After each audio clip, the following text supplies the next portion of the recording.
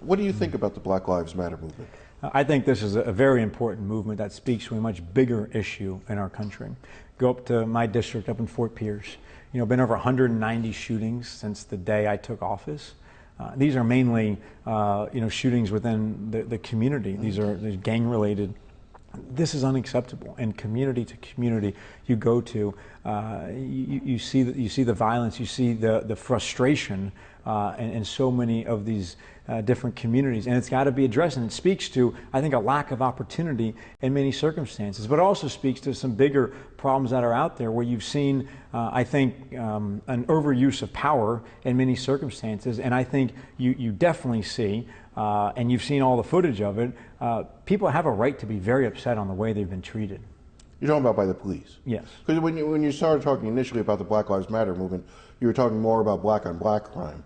And to me, the movement speaks more about the oppressive nature of law enforcement against the African American community.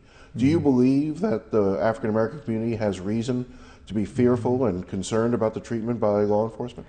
Yes, without a doubt. And we've all seen footage, and you don't want to paint a big brush. I think the vast majority of law enforcement does a good job, keeps our community safe. I have friends in law enforcement and thank them for their service. However, there are some that have misbehaved, right? And those are the bad apples, and those are the ones that really have to be addressed. And you see this in communities across the country, and I think you see a right for people to be very upset and outraged by this behavior, and they need to speak up.